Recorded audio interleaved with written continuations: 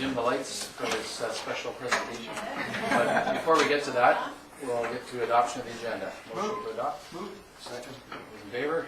Motion carried. And I do believe one delegation won't be here, that's Mr. Halliday. So, Mr. Hesselgrave and Ms. Holmes are here, and all fired up, ready to go, so you have the floor. Well, we'll go ahead. Well, thank you very much for having us.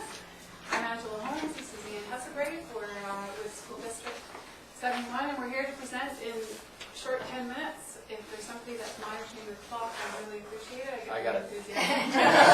Don't worry. School travel planning. So what is that, and how does it relate to the town of Comox?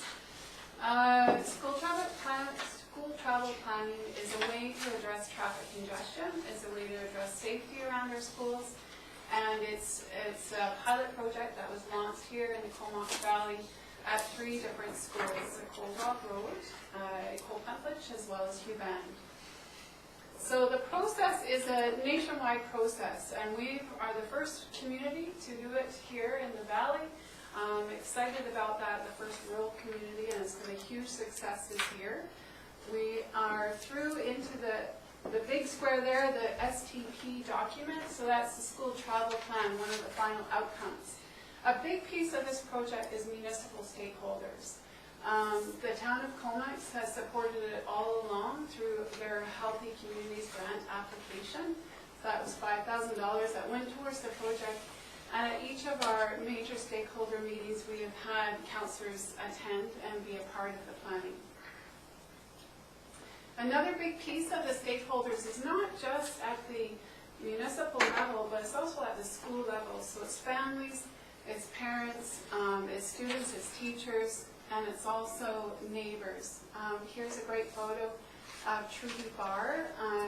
She's just here with a group of her kids after she launched the physical literacy booklet that came out as part of the actions that Cold Rock Road took to reduce some of the congestion. The first stage of the project was conducted in October, and that was around getting the baseline data. What are we working with? What are the problems? At Cold Rock Road was surveyed. We had a great response back. 58% of people at Cold Rock Road are saying that, yeah, we take the car and we are taking it with just our family every day to and from school. So when we're talking about, okay, well, what are the changes? How can we change some of that behavior to encourage more people to walk or to cycle or to scooter? And most people are saying, we've got our top 3 responses there, that they, you can see how the high ones here, they did not live so far away from school and that they're older. So the living far away from school, they're around over 3 kilometers, and that's the age group they were responding from. But we can't really do anything about that as a group of stakeholders. So we're really focusing on the next 3 items, that they don't walk alone, that there's reduced traffic dangers, and that there's a safer, more improved walking route. And it's a very similar response for about cycling to school. So this is a snapshot I took back in January in front of the Cold Rock Road. I know there's probably been some personal experience here with the school and maybe some feedback from neighbors. You'll be glad to hear we do have neighbors on our stakeholder group, and they've been part of this process all along. Definitely a typical morning at Cold Rock Road. The second step of the project was to gather that data as we're out there walking the route that the kids would take. Here's some photos from our walkabout. We had Jim Stevenson join us, and also Shelley join us from the city, from the town of Comox here. And we've got neighbors and parents and our counselors and Ian as well.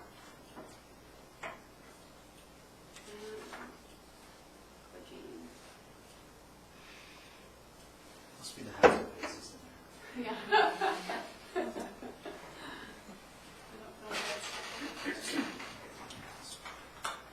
Mind advancing for a prayer? Thanks. That's a pause in the time, isn't it, Mayor? You got 10 seconds. So the process is is a process. It's 1 to 10 years we're really looking at. We're looking at building that data, building that momentum, and making shifts in infrastructure as well as culture. It's fun and it's school specific. Go ahead. And one other thing that makes it school specific is out of each school comes specific routes that are created and placed on this map. Part of the work we've been doing with Shelley is really integrating the Comox transportation plan. What are your plans and how can we work together to make those connections throughout the town of Comox, not just the little neighborhood around Ecole Rob Road. So every student will be getting one of these maps in September. Go ahead.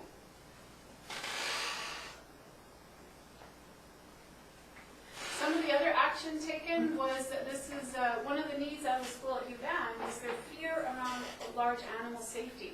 So we got together with Paula Wild, who is a local author, and she did a great presentation to the kids on being cougar safe out there. Go ahead. And there they are there practicing their cougar stances, and that was a terrific assembly. So one of the example of one of the solutions. Okay, go ahead. Some of the other actions taken specific to Rob Road was, of course, that awesome community bike swap. And the great thing with that is that, again, it's not just the school that you're working with. Here was $10,000 in goods sold. $2,000 of that will go towards legacy projects at the school. And the equipment that was left over went towards a community group that actually moves those bikes on to other countries in need. And here's that picture I spoke to you about already. Go ahead.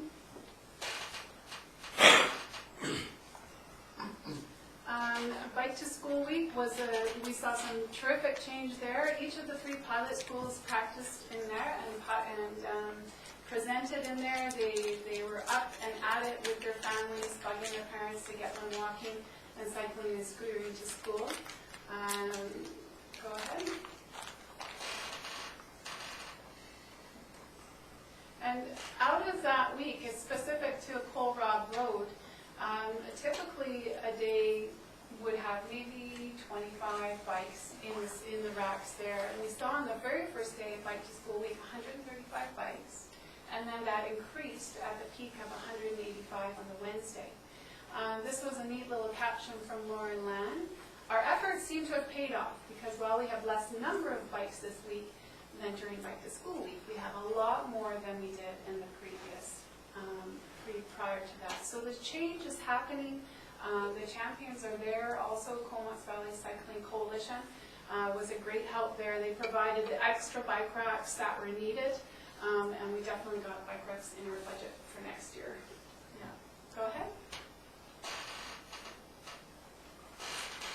Just going back to that idea of connection and collaboration. Now here's an excellent model. It's been phenomenal in bringing together those multi-stakeholders. At each of our meetings we have the town of Comox, the city of Corby, as well as the village of Cumberland and the CBRD. So here we are, we're at a level, we're all talking, trying to solve that problem as stakeholders together. We've also been able to reach out to some other groups and participate in the BC Transit Future Planning, which has been excellent too. So we're well connected, we're making things happen. It's been a fantastic pilot year, and we're here to thank the town of Comox for helping with that, and also for putting through our Healthy Communities application again, where we have another $5,000 coming our way. So thank you very much. Go ahead. So, what's the future look like? Yes, there is an outstanding support with the families at Ecole Rob Road to continue with this process. The next phase, if you can move ahead to the next slide, thank you very much. The next phase is year 2. So year 2 is starting off with that data collection again, doing the follow-up, what are the changes made and where are we going to go from here. Part of that, I'll just let Ian address the commitment that the school district has made for year 2. Okay, thanks, Angela. Part of the commitment around this is, it's great to start and get 3 schools rolling, but it is quite a long journey, and we want to ensure that we hit all of the elementary schools. So we had a lot of support to get Angela's position this year, Comox, Courtney, and some others, and we kicked some funding in as well. The success of the program has really led us down a path where we've said we want this to keep going, we want it to be mentored, as the district is committed to hiring a sustainability coordinator. So it's a full-time position. Half of that time will be devoted to active travel, and the other half to sustainability issues within the school district. So that's our commitment, and we're going to fund that ourselves. We're still getting some help in putting through grants, which will assist us. We're just getting through that hiring process, and we're looking at an outstanding candidate beside us to fill that in next year. Great continuity in this program, and we're going to continue in Comox schools as well. We have a commitment to looking after New Brooklyn, and that school will either be, we'll start that in September or in September 2015. We're just finalizing where we're going to go, and we have to keep up the work at the Colorado Road as well. New crop of kindergarten families that haven't heard of active travel, have to keep mentoring the champions. So we see this as a long-term commitment, and one that we're going to put our money into. I think the last piece on this, which is just critical, is something that we didn't really touch on, and it's around kids and activity and mental acuity. And there's some great research being done these days around if a child rides a bike, walks, runs to school, is on their skateboard or scooter, they show up ready to learn. The engine's firing. And that's something that the research is really emerging on that. And for all of us that walked both ways uphill to school and arrived prepared, you know, we have gone through in the last few years where kids haven't arrived to school prepared, and we want to reverse that trend and get them moving on that thing. So it's, we really thank you for your support. It's been an incredible process of collaboration, and it's really been inspiring. Well, thank you for your presentations and for your work on this project, and we look forward to its continuance. Any questions? Councillor McKinnon? Yes, just to clarify for members of the public who may not know, and citizens online, the support that came from the town of Comox, can you clarify the support and separate financial to letter support, etc.? Yeah. Well, the support's been there right from day one, is staffing as well as helping us through the grant application process. So at each stakeholder meeting, we've had city councilors, Patty Fletcher, as well as Barbara, there with us at stakeholder meetings as well as at the walkabouts. And then we've also been able to have great support from the city staff, so their time to consult with us on infrastructure and how that all is going to play out, some of the changes. But I think around your point of the money's rooted through BC Healthy Communities. So the town did the submission for us, which is much appreciated. Great. Anybody else? Well, thank you. I know that the neighborhood there must be pleased with the improvements in traffic flow and safety for all concerned. So good work. Keep it up. Thank you. Thank you.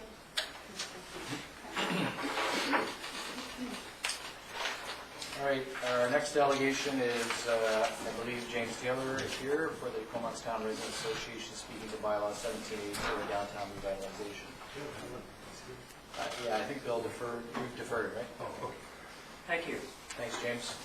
So, last time I appeared before you, I was lobbying for support of the program that was just presented to you, and Paradise pointed out to me that I was running over time, so I am committed this time to not run over time again. I'm here to represent the views of the Comox Town Residents Association, and would like you to know right off the get-go that we do support a healthy business community, especially in the downtown area. It's really important for our community to have a vibrant downtown. It's important when we, as much as possible, be able to get goods and services from the downtown area. It's more convenient, it's just better for the community. It's also nice when we have guests, and even for ourselves, to go to the downtown and be proud of our downtown area. So we just want you to know that. Secondly, we support the concept of having a healthy balance between residential and commercial in the downtown area. We think this is a very good mix and a very good balance. We appreciate the efforts of the development staff in the town in trying to actually make this happen. It is not an easy task to bring some vitalization to any downtown, and they really tried, I think, to find mechanisms to make that work. So thank you to them. We do have concerns. I would say the major concern is quite a dramatic increase in the area being considered for tax incentives. Starting on April 9th to the present time, it's roughly 3 times the area covered, and that does concern us. We understand and we acknowledge that all across British Columbia, communities are facing the same problem. How do we revitalize our downtown? And the answer always seems to be the same. We try and increase the density in the downtown for any of a variety of reasons. So we feel that this does need to happen and should happen, but just kind of sounding a little warning bell here. For any of you that were present at the OCP meeting where Arlington proposed that we look at, they gave a little 3D modeling of what Anderton Avenue would look like, people just erupted negatively when they saw that 3D demonstration of what Anderton would look like with tall buildings on both sides. Now I understand that. Change is always hard, but it was really quite negative. And in fairness, if all the buildings began to look like that 3D presentation downtown, there would be a lot of pushback, I think. So what we're really trying to say to you is, whatever we decide to do, let's take this a step at a time. Because after all, this is an experiment. The town has tried a number of times over the years to keep the downtown healthy for business and for residential. And the results have been mixed. And many of the improvements have been good ones, but it has been mixed. And it always involves the taxpayers as a whole subsidizing what's happening in that downtown area. We understand that this has to happen, but remember, it is an experiment. So we would like this to take place one step at a time. And the concern is, if you broaden the area too much, the message is out there, so this person in this area decides, well, I'm going to take advantage of it. So all of a sudden now, you've got a 3 or 4 story building springing up here, and then another one here, and then another one there. Well, I think that it would be more prudent if there was an overall plan in place, if there was a clear picture of what we're trying to achieve. And that brings in the development staff. And I know it's a really tall order, but and if there is a plan, I'm just not aware of it. But what we would like to see is a plan that says, all right, these are the heights that we're looking at. We want more or less height, let's say, on the water side as opposed to the other side. We would like to maybe see setbacks after the first 2 stories so that you don't have a tunneling of the light coming in. So it's set back, so it makes it open and sort of friendly to people in the downtown. We want to try and achieve this so that as much as possible, we don't block people who are behind from the new buildings that are going up in front. Now, there may be a plan, it's just that I'm not aware of it if we are. And it would be great if we could see that plan. And I realize it's probably going to cause consternation when people start visualizing what the end point looks like. But it'd be great to at least be able to see that, debate that, talk about that. So we would really urge you to try and, again, decrease the size of the area that this applies to. I mean, you started with a pretty concentrated area. It's now been expanded 3 times from what you had in the first place. We would like you to pull that back to a more manageable area. We would like to see how it works, like if the Lorne is redeveloped. What's the reaction of the community to that? Does it actually work economically? I mean, we have the Harbor Center, and it's a really attractive building. But as all things like this, there's a price to be paid for it. And the price in that case was that we gave up our last of our view corridors from the main street to the water, which is one of the hallmarks of our community. So again, let's take this slowly, take it a step at a time. Future decisions by council can expand this if it's working well. If it is working well, then you're probably going to want to proceed. But please do try to have a big picture in mind and also decrease the size that it's applying to right now, because you are asking all taxpayers to subsidize the one downtown area, at least for the residential properties. Does anyone have any questions for me? Members of council, any questions for Ms. Concerns or thoughts? All right. Well, I thank you for your time then. Thank you, sir. Do you take questions from the audience? No. Okay. This is a presentation of council, and council will deliberate on this. All right, Gwyneth and Brian Taylor, I think you're there, yes you are. You're here to speak to the rezoning application at 1630 Balmoral Avenue. Yes, we have a rezoning application before you for part of our primary residence property, which is in downtown Comox here. We have a fairly large chunk of land in addition to where we live. And so we're here for first and second readings on the rezoning for that chunk of land in preparation for subdivision into 2 small downtown lots. So we asked to be a delegation simply to answer questions. We've read through the planning report that we received a couple days ago, which I'm sure you all have. And we find it to be complete and that we are in agreement in everything that's in there. And so we're primarily here to answer any questions that you may have. Any questions from members of council at this juncture? Councilor Fletcher. Thank you. Pardon me if I missed it in here, but have you engaged with your neighbors and talked about this concept with them at all? We haven't done it formally. We've done it informally in the past. We have a letter prepared to go to them after we got through first and second reading, saying we're at this stage, there'll be a public hearing coming up, and if they have any questions, please come and talk to us and that kind of thing. So, and once that's sent out in the next day or two, assuming it passes first and second tonight, we'll give a copy of that to the planning staff so that they've got that on record. All right, anything further? Seeing none, thank you for making your submission. Next delegation is Carol and Lewis Longland regarding development variance permit DBP 14-2, which is 664 Hutton Road. Welcome, sir. I'm here to speak on the development variance permit application covered DVP 142, Lot 9, District 1, 191, Lot District 1, 3947. On Hutton Road is actually right next to my property. 5656. So, road. And they moved the house in, excavated, moved it in. We knew it the day before it was coming. And so it's now been sitting there for just about 3 months. And so we've got a variance notice on Thursday, and so we had to apply for on Wednesday. We had to reply for noon Thursday morning, so we put it in, figuring we weren't happy with what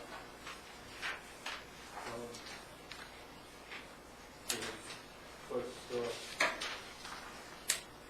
1.8 meters setback from our property, and it's supposed to be 2 meters. So we figured that we shouldn't have had that all onto our property. It should have been passed on the property on the other side, so we have 1.99 meters on our property and a lot on the other side. But the same. But actually, yesterday, we came to visit us, and we agreed that if we put it in the center of the lot, that it'd be okay with us, as long as it was okay with the lot on the other side. So that's what it has come to now. So he's supposed to be making arrangements to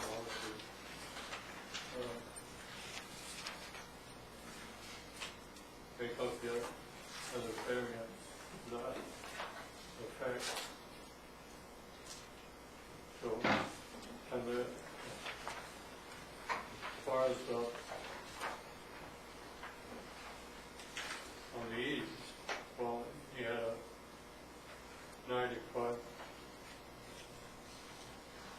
.95 meter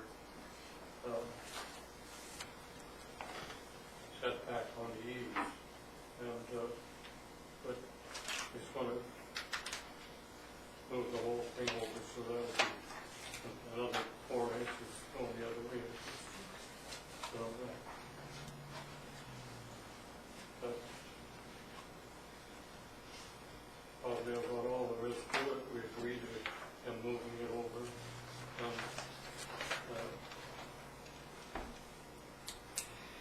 Even right there. Hold on, is there any questions? Any questions? Sorry, I was having a hard time hearing you there. Did you say that you would be good with it if it was moved over the 4 inches, that you would be happy with that? Yeah. Yes, okay, thank you. Sorry, I was having a hard time hearing what you said there. Anything further? Councilor Fletcher? So I'm just curious, is it quite onerous to move a house 4 inches? Beg pardon? Are you going to move the house 4 inches? Yeah. Thank you.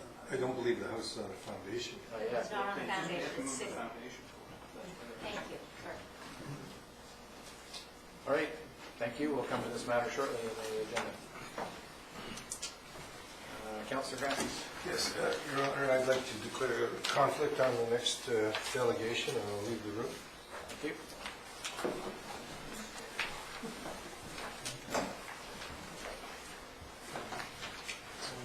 All right, I'll call forward Robert Thompson and Don Grant regarding rezoning applications at 14-7, 15, 17 Highway Road. Welcome, gentlemen. Hello, I'm Don Grant. I'm here with Bob Thompson, the owner of the property in question, and we're here just to support the application for rezoning. We've had extensive dealings with the planning department, and the outstanding issues noted in the report have been dealt with, and we're happy with the results. All right. So if you have any questions? Any questions from members of council? Councilor Price?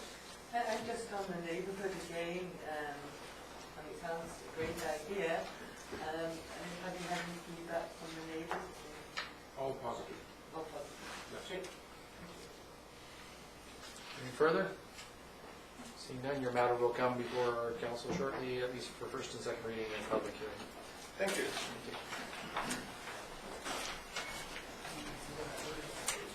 Shall we close this all up?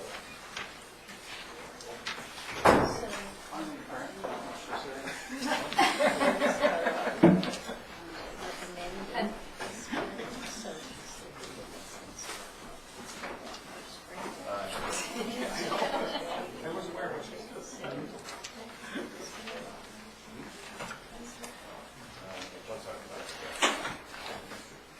All right, we'll move on now to minutes of meetings. So first of all, May 21st council meeting minutes for approval. Second. On approval, all those in favor? Motion's carried. Committee the whole meeting minutes of May 28th for receipt. Second. On receipt, all those in favor? Motion's carried. Two recommendations. First of all, that staff be authorized to provide notice to MMDC and Ontario that Comox will cease recycling collection upon expiration of the Ontario election contract March 31, 2015. Move it. Second. Moved in second, discussion. Seeing none, all those in favor? Motion's carried. Get that letter sent out as soon as possible. Secondly, regarding the May 12 Lake Fundraising Committee, that the May 12th letter from Mayor Barrett and the Village of Cumberland inviting a member of Comox Council to sit on the Maple Lake Fundraising Committee be received and that Councilor Kennedy appointed. I'll move that. Second. Those in favor? Motion's carried.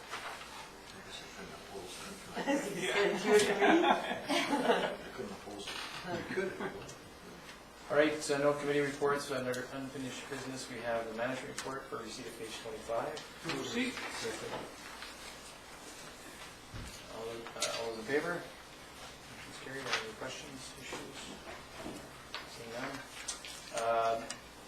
Deputy Corporate Administrator is telling me we have to deal with bylaw adoption for bylaw planning procedures, Comox Planning Procedures Bylaw 1780 for adoption before we deal with the downtown vitalization, because that, of course, will amend that bylaw. So item Under 6B will be moved up to now, 4B, correct? So a motion to approve the planning procedures bylaw 1780 for adoption. We've already got the first 3 readings. Move. Second. Any questions, comments? All those in favor? Motion's carried. All right, now we can address the planning report at page 27. And that relates to the downtown revitalization program. So we have a number of bylaws for consideration for adoption. However, at this point, perhaps before we do that, if there's any questions arising out of any of the submissions that have been received either tonight or I think we also had some correspondence in this regard. So, and we have a piece of correspondence on it later on which reflects most of what Mr. Taylor was talking about. So open the floor. Go ahead, Councilor McKinnon. Yes, in regards to the $50,000 funding for it, I'm wondering if our CAO can just, for the public and for citizens online, run by for them how that will be used and what would happen if it ran out. Well, if funds run out, we would, first off, there's 2 things in check here. One is that we have a built-in 6-month review process that we would bring and report to council as to its status, what's been happening, what we anticipate bringing or coming forward in terms of applications. The second one is that if the money runs out, and that would be for the reduced application fees and things like that, we would also bring that information before council. Council would have the opportunity to quit the program or cancel the program based on the funds running out. Council can, as other communities have, based on initiating some what would be deemed as successes, increase the available funds available through next year's budget cycle or future budget cycles. So it's a constant input and output process where we bring the information back to council. And council has the ultimate decision to make whether you want to continue with it or cease the program. And just to refresh everyone's memory, what's that 50,000 for? Pardon? $1,000 would from the tax exemption and the building permit reduction application. In terms of the tax exemption, it would only it would fund any difference between the existing residential taxes on a property and any reduction in terms of what we currently receive from that property in relation to redevelopment. All right, thank you. Any further questions or comments? Yes, Councilor Price. I think some good points were brought up with the delegation from the Town Residents Association, and I know we've debated this on and off for a while, and it's a balance in there. I think there's a lot of merit in the program. I personally am a supporter of having a smaller area, reviewing it, and seeing where we want to move forward at that point. So, but that's my comments, and I guess when we get into the final. Great. Councilor Ken. Yeah, so we had our BIA meeting on Monday night, and they had a much different view of this than what we've heard. They looked at the property on Comox Avenue. It's sandwiched between 2 other apartment buildings as a bit of a natural fit for this program. And there's a derelict house in between two apartment buildings already, and I think everything else on that street is pretty much built out. If we look at the one up on Balmoral or Port Augusta, as you go around the corner, it borders on the golf course on one side, the other ones are all built out, and it's 10 steps from the back of the mall. The third one already has its approvals in place, which is down on the other end of Comox Avenue by Stewart. So, although it looks as though perhaps it's a big area, really most of it's already built out and in place. And so The business community looked at this as a really positive step towards getting a more vibrant and downtown area.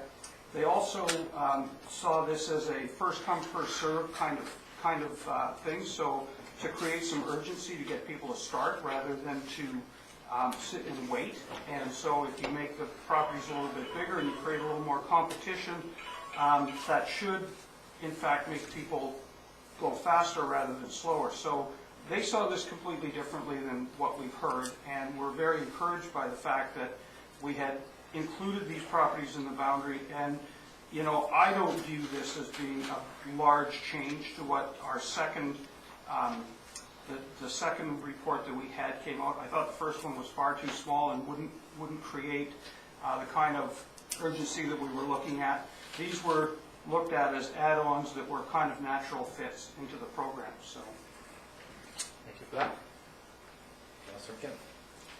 Yes, I know that this issue, all council gave this a lot of consideration, but I know personally when I looked at it, a couple of things. The 3 additional sites that were looked at, the view corridor has been something that's close to the heart in this community, and I know council's sensitive of that, and I certainly was, and the 3 properties in question, I went and looked at the view corridor there, and there's not going to be, it's not going to affect the view corridor in the community, at least in my estimation. That was one thing that I certainly checked out first. The second is more of an emotional thing about our community, is that we've been, I love this community as most people that live here. We love it the way it is. And our generation, well, at least I can speak for, not for the younger council members, but for people my age, we've had a pretty privileged life. We grew up in pretty good economic times. Many of us were able to afford to buy homes and have paid off homes, and we had jobs, and some of us even have some part-time pensions to live on, and are able to afford homes. There's young people now, 4 of my sons included, that don't have that luxury and that good fortune. One of the attractions for this idea is that it provides mixed housing. Commercial on the main floor, which people have already addressed about downtown vitalization, but will allow some affordable housing here for young people to move into the community. And that, in my estimation, will energize the community a little bit. I look at this with the additional 3 pieces, with no disruption of view corridor, and I think it's a good jump start to get something going in the community here. If it doesn't work, we certainly review it. And what members of the public should know is that in each case, there has to be an application that will come through council, that will be reviewed here, and go through a public hearing, each one individually anyhow. So those checks and balances are still in place. That's how I viewed it, and I'm hopeful that it will be something that we'll see in future years as a positive thing for our community. Great, thanks. All right, Councillor Price. So just as a point of clarification, the commercial on the ground floor and the residential above, that would only apply in the downtown development permit area, the area that we originally I believe that's were true. looking at. So in this extended area. This extended area, I think, is It's related outside, principally to residential. Yes, it would be residential. And so any kind of land use would either be the existing zoning, or if there was a rezoning, it would have to meet the land use designations of the official community plan. Thank you. All right, and just one point, just in touching on Mr. Taylor's submission, is that there is commentary within the community plan around certain sites were higher than 3 stories that the community and the council of the day did identify as suitable for consideration. And so, and that obviously, as Councillor McKinnon pointed out, that will have to go through formal public processes under our newly revamped procedure bylaw, planning processes which involve perhaps a 2-stage public process.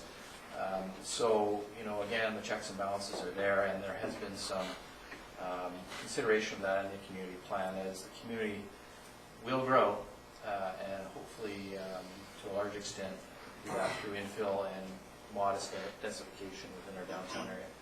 So that's certainly reflected there, not maybe in the same prescriptive manner as Mr. Taylor has suggested in terms of actual drawings and plans, but generally what council does with their planning staff is consider each application on its own merits, both as to land use as well as form and character. And rather than dictating what shall go on a property, inviting the private sector to bring forward submissions which hopefully meet with public approval, again, both for land use and form and character. So that's where we're at in this process. Are you ready then to consider these recommendations for adoption? Move adoption of 1784. Second. Moved and seconded. Any further discussion? Councilor Price?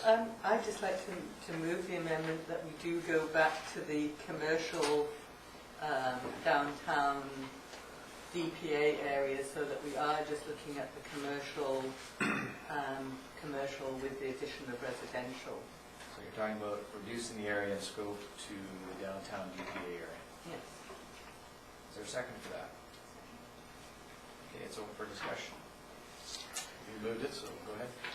And I think it's, it's really hard to judge how many applications will come in, and you do know that we've got the lawn site, which the community would really like to see something happen on, because it's the centre of our town and it's been sitting vacant for a number of years now. And it could also mean that people who have existing commercial buildings, one-story commercial buildings, may feel that this is a good time to look at increasing the density on those sites. So we may have more applications coming in than we don't know. It doesn't necessarily have to be an undeveloped site to receive an application. Okay. Any further discussion on that? Okay, so on the amendment, which is to reduce the area for the downtown revitalization to the downtown DPA area, all those in favor? Those opposed? The motion is defeated. All right, so we're back to the main motion as moved and seconded. Any further discussion? Those in favor? Any opposed? Motion's carried. The Planning Procedures Bylaw Amendment, 1785 for adoption. Move. Second. Any further discussion? Those in favor? Motion's carried. Building Bylaw Amendment 1786 for adoption. Move. Second. Any discussion? All those in favor? Motion's carried. And the Zoning Bylaw Amendment for adoption 1787. Move. Second. Any discussion? All those in favor? Motion's carried.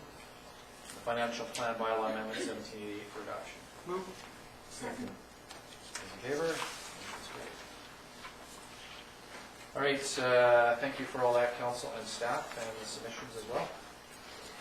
Page 77, we have just a report for receipt, which is the status of in-stream applications regarding this new program.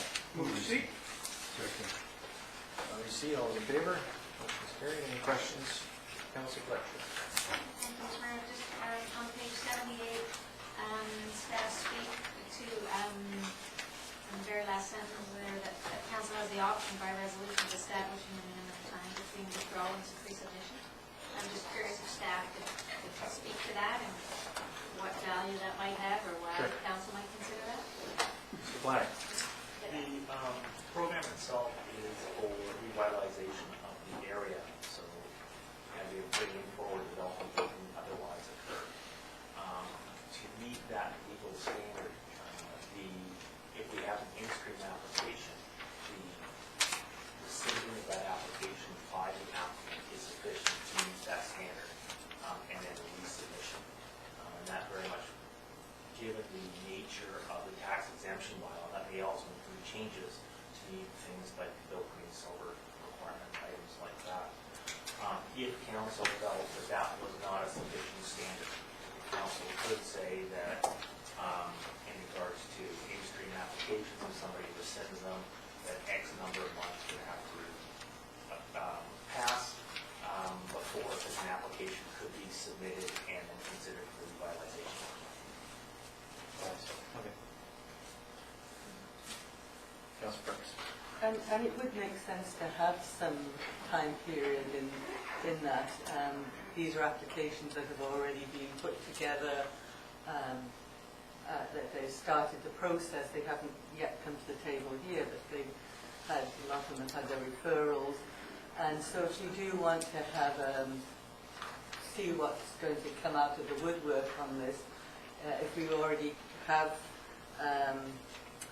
there's 1, 2, 3, 4, 5 applications that are basically ready to go, just need rescinding and resubmitting. It's not a fair playing field. So it would seem fair that there would be a minimum time of 6 months between withdrawal and resubmission. Or I'd like to ask that question of the planner, if that's a reasonable time frame, or what you advise as a reasonable time frame. Okay, I'll let the planner respond. I mean, that would be at the discretion of the council. Given that there have been boundary changes in some of these applications also, this program has been in the works. The bylaws have, the bylaw adoption process has taken time. It has afforded developers who are always within the core area under consideration by council the opportunity to withhold their development and wait to see if an application process, if the program was put in place. So in that event, with the boundary extension, with the extension of the downtown revitalization area, the developers in that extended area may feel that wasn't fair, that they weren't treated the same.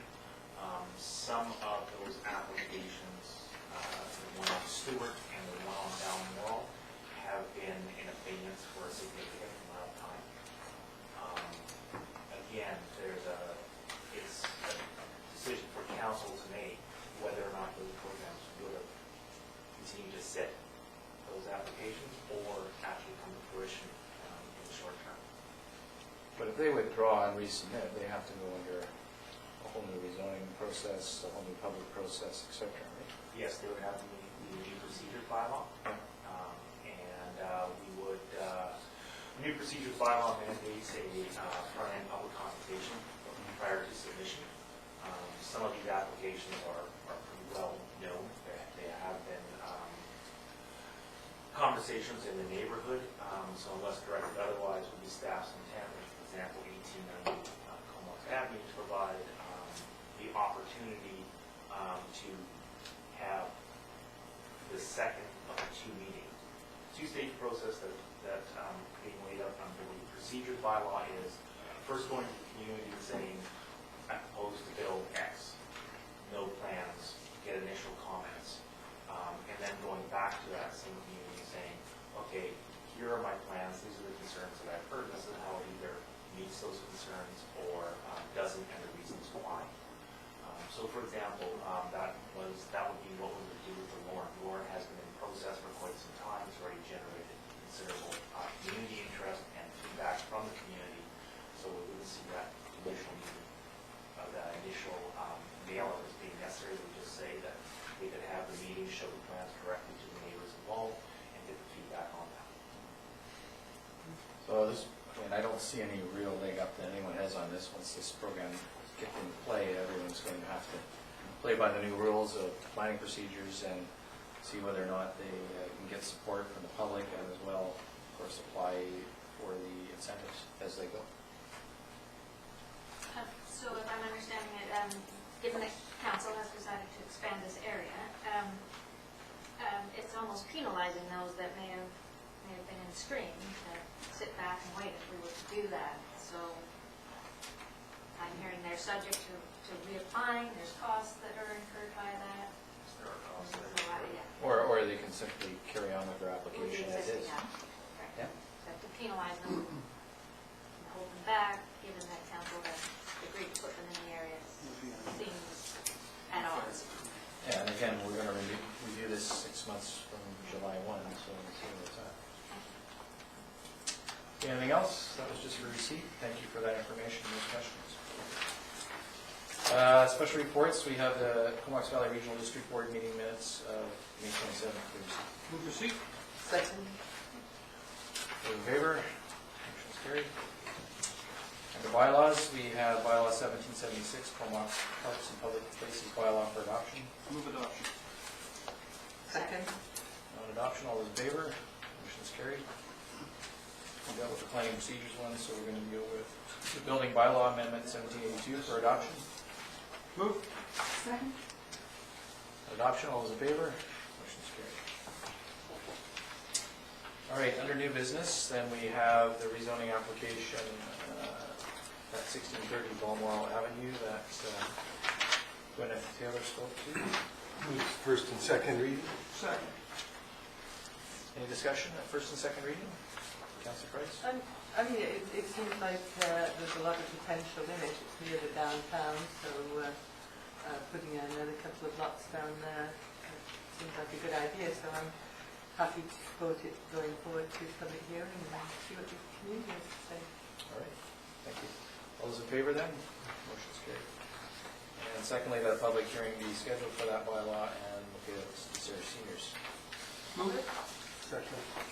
Please, second, do you have a date for that in mind, Mr. Planner? July, the evening of the July council meeting, so it's 16th? on the 16th. 16th, I think. All right, great, thank you. All those in favor? Motion is carried.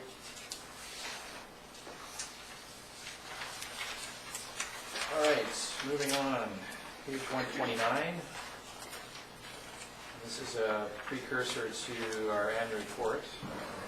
This is material that we're required to publish, draft and publish as part of the community charter. And staff are recommending that we receive the draft 2013 Statement of Financial Information, 2013 Continuity of Development Cost Charges, Strategic Community Investment Fund Report, and a report on the effect on the 2013 Permissive Exemption Bylaw on 2014 taxes.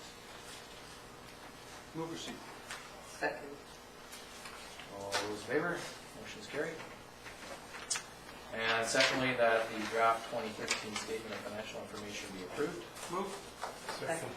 Seconded. And of course, that's always a popular piece of information, so the newspaper can publish all our exorbitant wages and expense claims. I'd like it duly noted that I wouldn't make a good senator because I didn't know how to spend. That's my taxes. All right, all those in favor? Motion's carried. Okay, so that will then incorporate into the annual report, and we receive that next week. All right, at page 143, 664 Hutton Road. Now, this is the one that Mr. Longman spoke to. And I've got some information here. So yes, Mr. Keith is prepared to equally reduce the interior side setback to 1.9 meters on both sides as opposed to 1.2. So the resolution required would be this, that DBP 14-2 be issued to vary the required interior side setback from 2 meters to 1.9, and to vary the permitted projections into required setbacks from 0.6 meters to a maximum of 1.05 for eaves, ridge beams, knee braces, and similar architectural features on the southwest and northeast side of the property. I would move that. Second. Is it seconded? Any discussion? Seeing none, all those in favor? Motion is carried. All right, thank you, staff and Mr. Longman for that resolution. All right, next one. Tom, you're excited. Sorry, the mic over here, it's probably warmer. All right, at page 155, we have the rezoning application, development permit application, development variance permit application at 1570 Kai Bay Road. This is for a coach house that Mr. Thompson and Mr. Grant spoke to. So first of all, zoning amendment bylaw 1789 is before us for first and second readings. Move. Second. Seconded, any discussion? Seeing none, all those in favor? Motion is carried. And secondly, that a public hearing is scheduled for that, and I believe that's also on July 16th. Move. Second. Moved and seconded, all those in favor? Motion is carried. And somebody grab Mr. Grant. Yeah, I'm always doing it.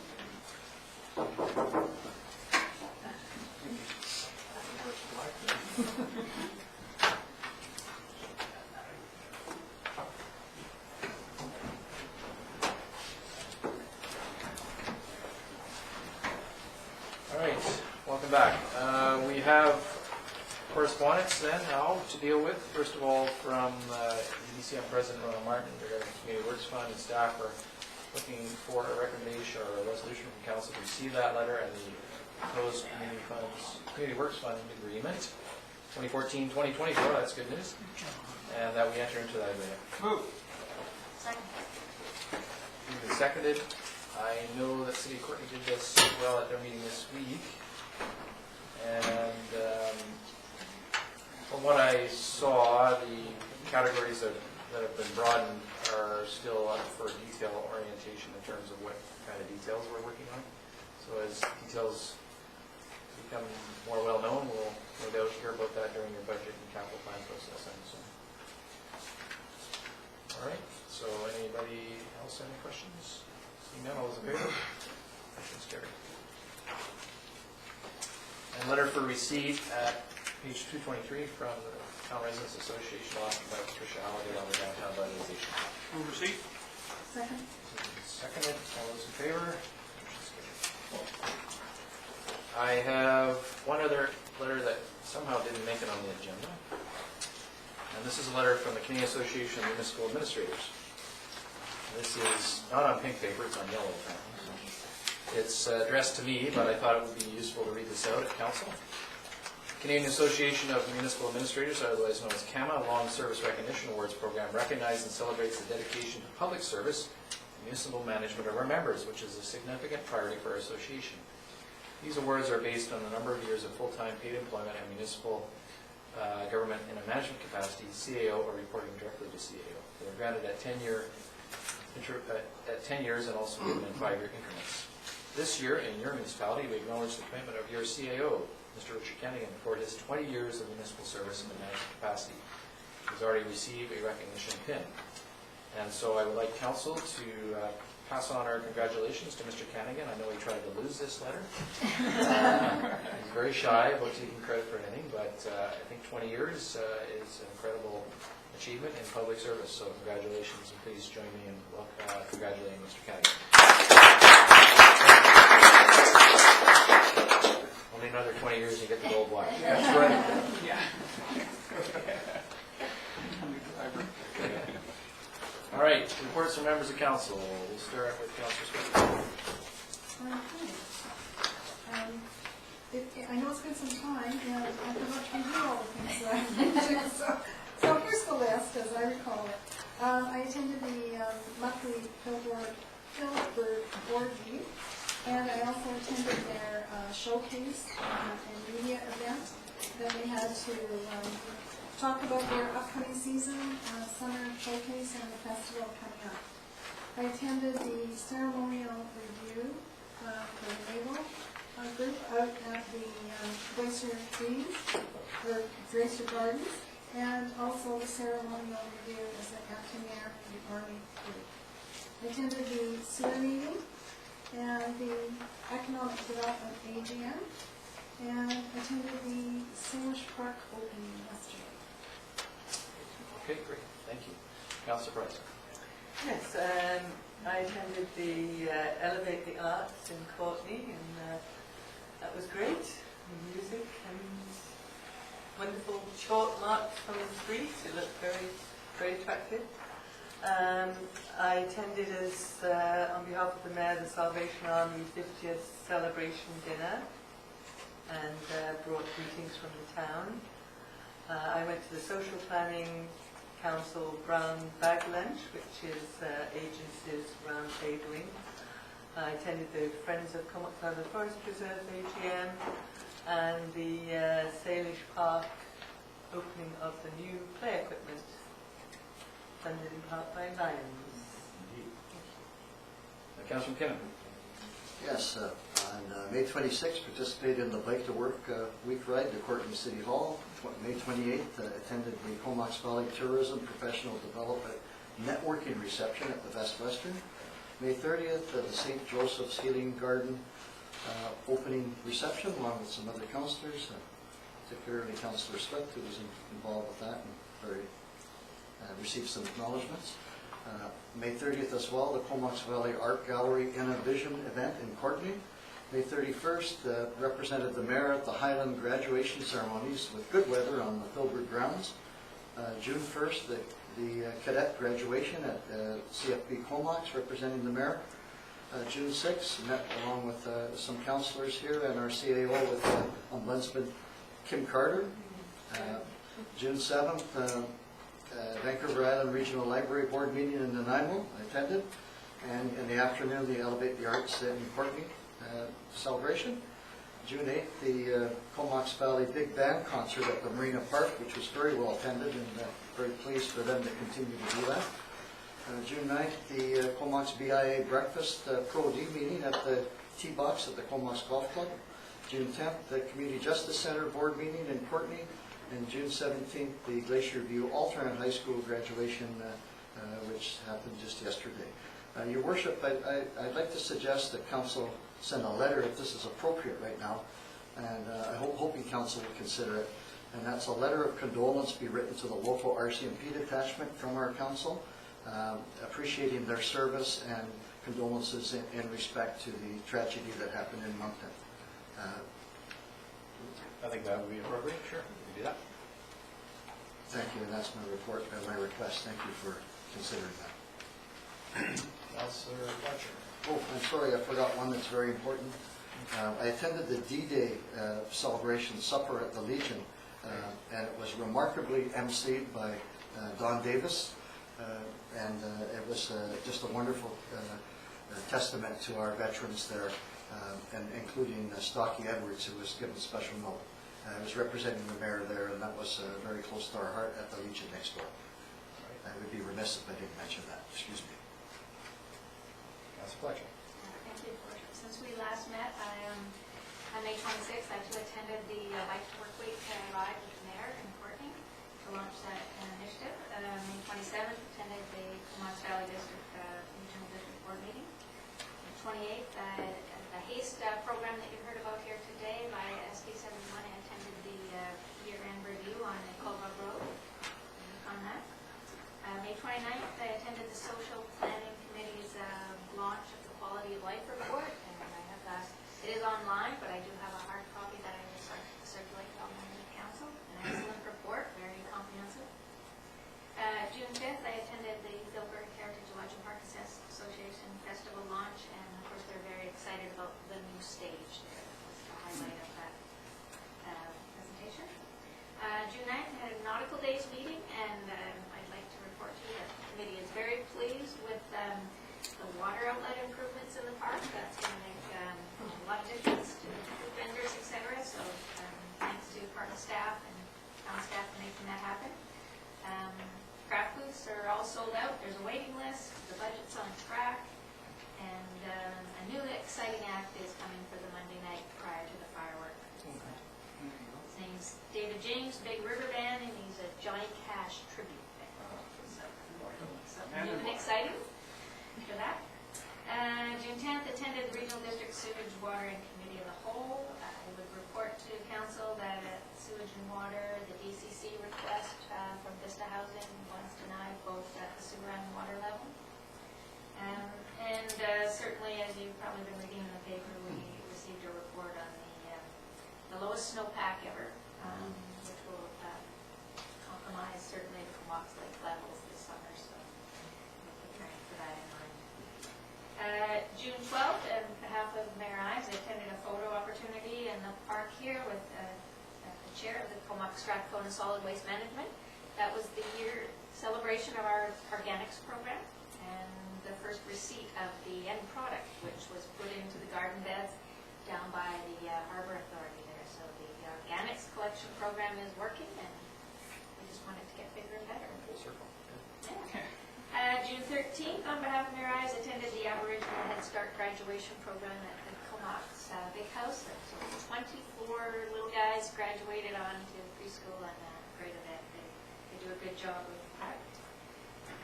Last Monday, June 16th, I attended on behalf of Mayor Ives the opening ceremony of the Alberti project, which also included the Chinese Canadian veterans.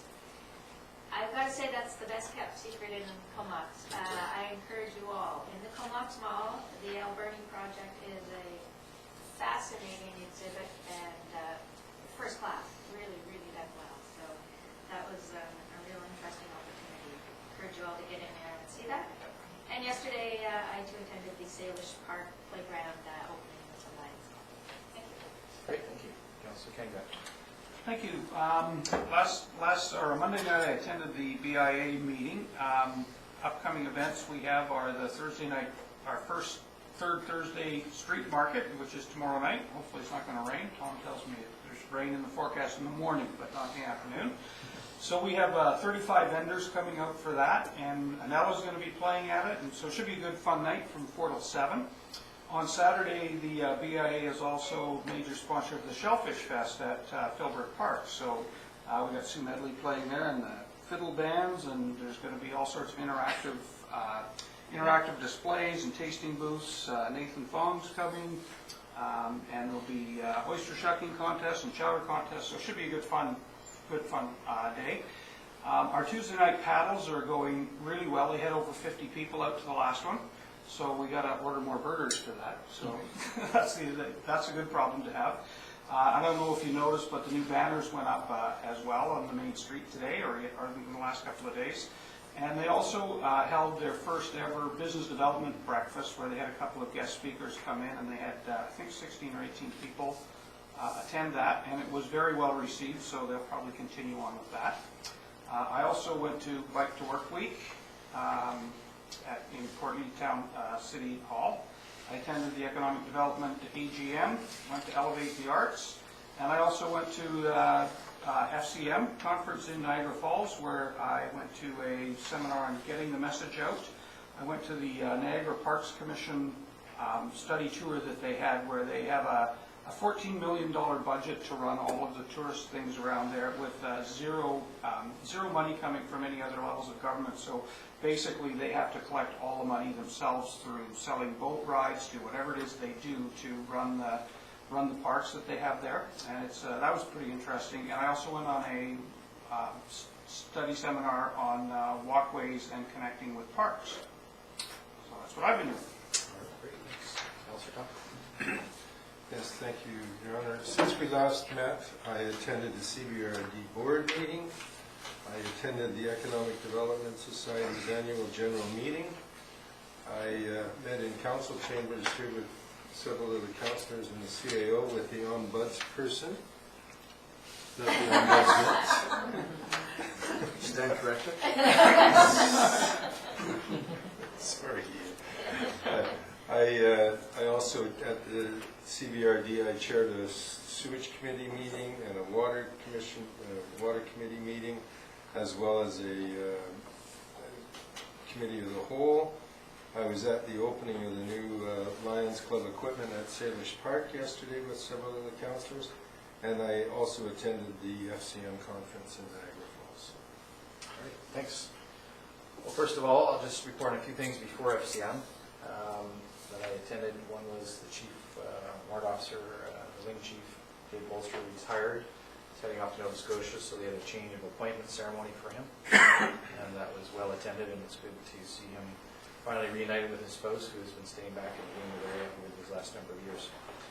Attended I believe it was the AGM at CVED's had at the Glacier Greens Golf Course back on May 23rd.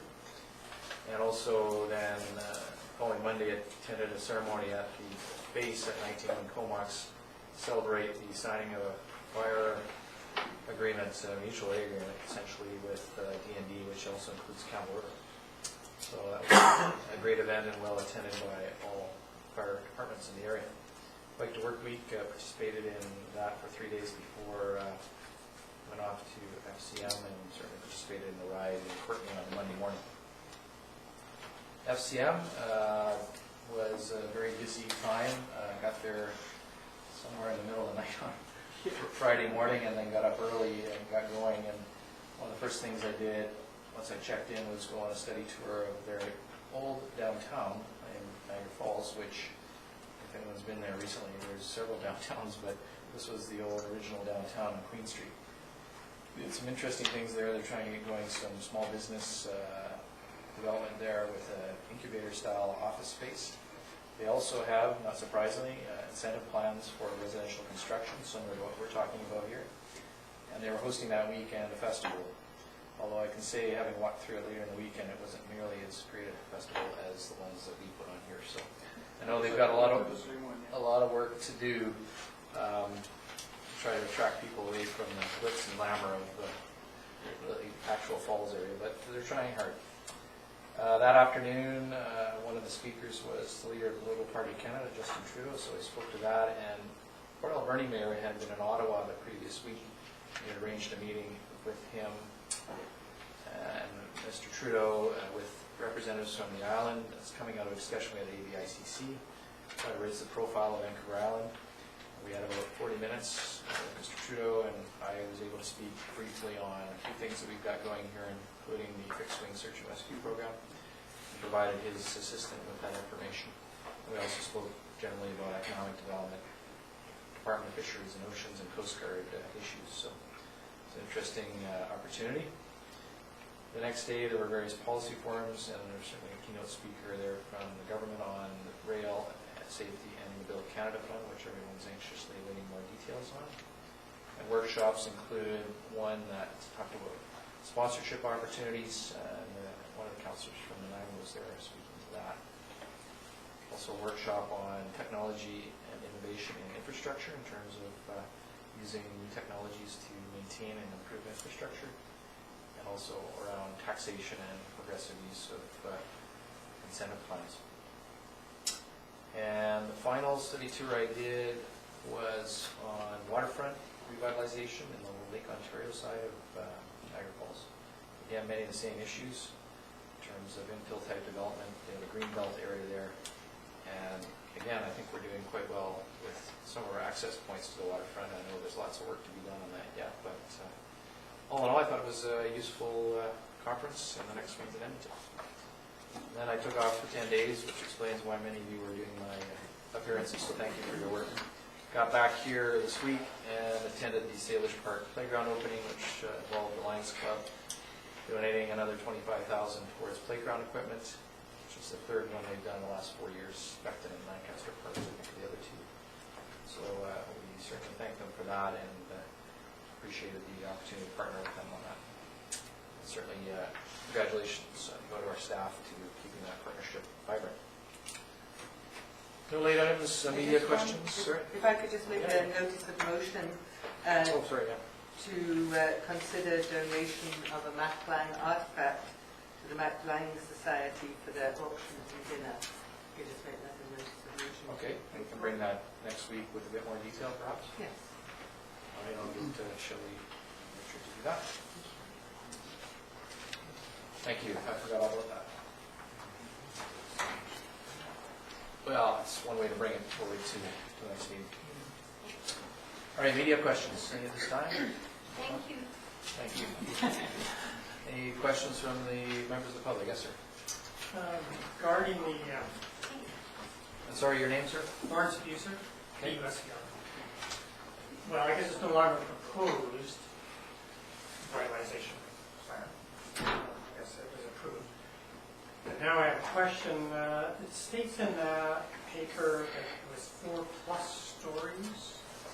Didn't seem that there was any limit to the height of these buildings that would be involved. Okay, well, Is there a limit?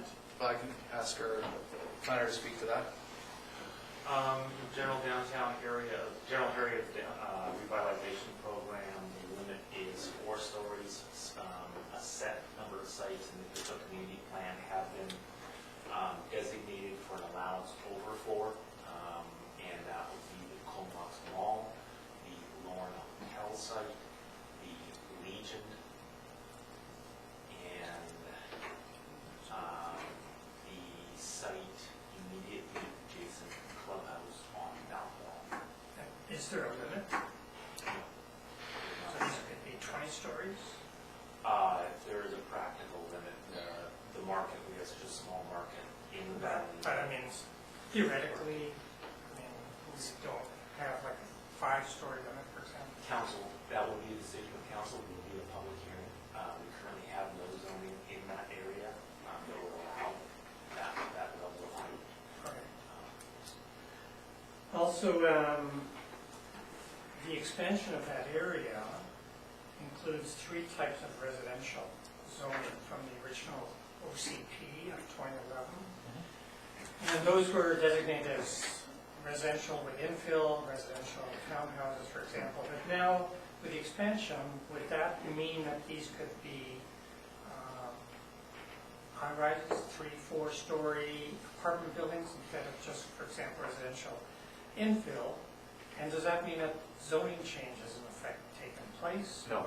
What is the implication of including those 3 types of residential in this expansion? Well, any zoning would be what's currently applicable to that property. The official community plan suggests what it could be zoned to, but any rezoning would go through a public process of, as indicated earlier in the meeting by our planner, that any application that's brought forward for redevelopment has to go through its own process. So I don't know if there's more you can add to that. In essence, there is no change to the current law. Okay. So the inclusion of those, though, must imply the willingness and the encouragement of having those rezoned. Otherwise, they wouldn't have been included. Why take something that's now just residential and include it in this expanded area?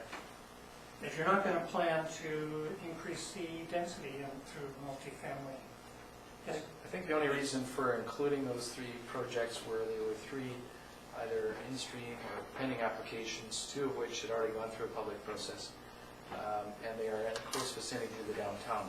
Although they're strictly speaking outside the downtown development permit area, they were seen, at least by council, that they could be construed as adding to the density downtown without going too far afield.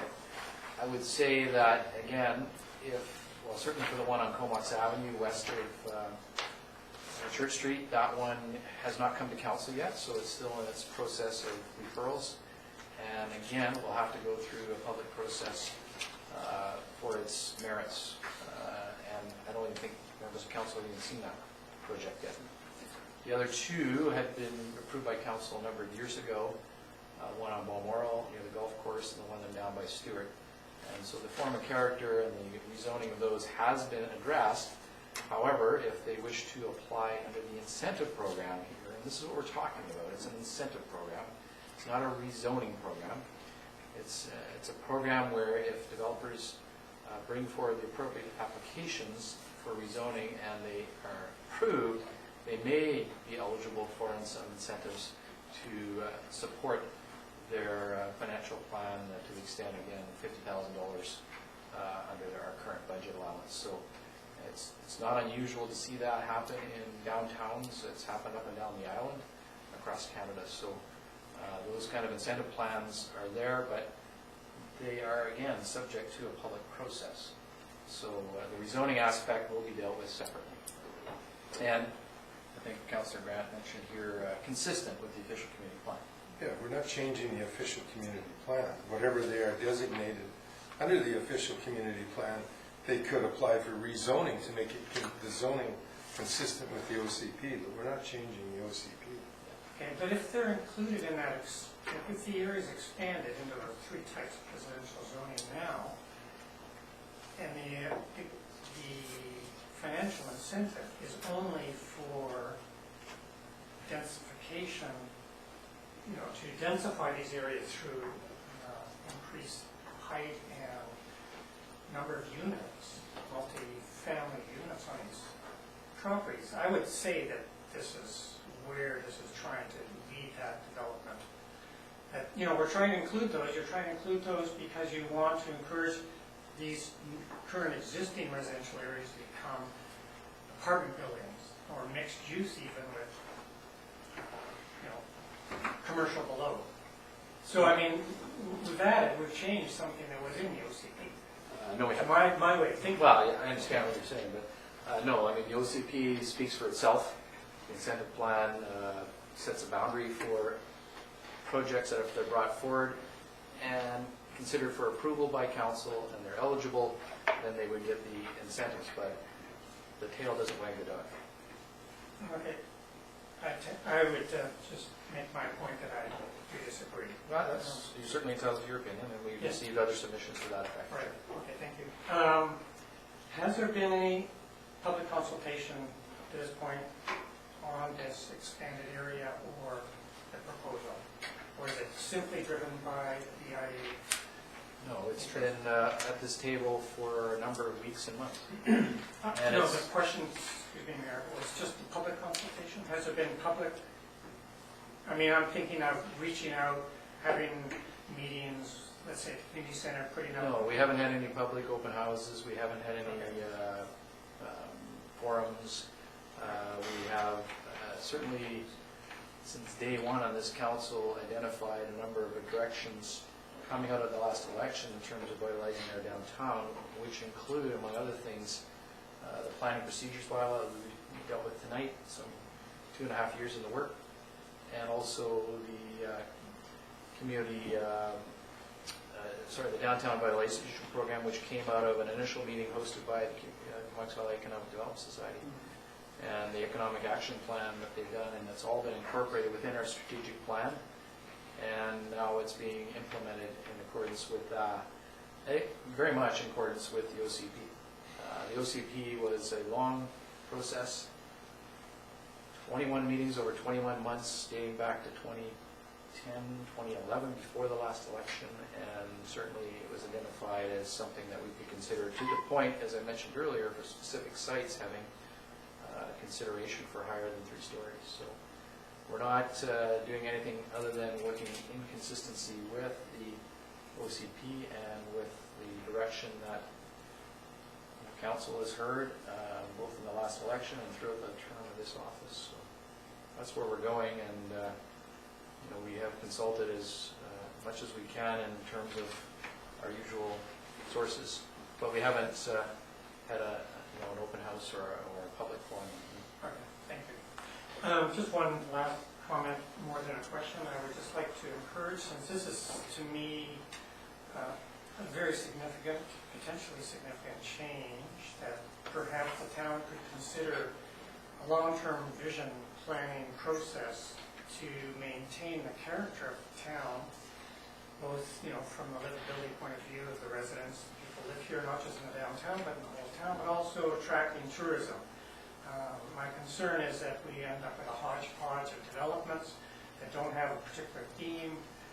We densify and we lose character, we lose the thing that really probably draws a lot of people here.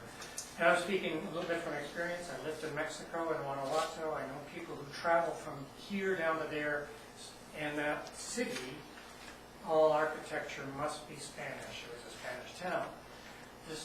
People go to New England, people go to various cities and destinations because of its character. And I'd like to make sure that hopefully that we contain the development to have a maritime or town theme, like the Rocky Mountain Cafe area, for example, some of the buildings on the street. I think it would be very important if this development is proceeding that there would be some cohesion from the planning department and the council to develop some thematic plan. Thank you. Yeah, no, and I'll just speak to that briefly. The community plan process also involved a very comprehensive development guidelines process. And I encourage you, if you have any specific questions on that, to talk to our planning department. And it does reflect very careful attention to the form and character of the development. And as I mentioned as well, we deal with the rezoning, unlike some communities which just deal with the rezoning and then later deal with form and character. We deal with them together so that we have control of the process in terms of what it's like. And again, because of our recent adoption this evening of our planning procedure bylaw, we've now enacted essentially a 2-stage public process where developers are encouraged to go out and get public feedback before they make their formal submissions, and then after that, if there's significant public interest, for a further public process to be held in advance of a public hearing. So we're working at all angles to try to make things work smoothly, but always in keeping with the community plan and with specific comments that we may receive on the project in question, whether it's form of character or land use. So that's where we're going, and we're following best practices as much as we can. All right, anything further? If not, motion to adjourn will be in order. Move. Second. In favor?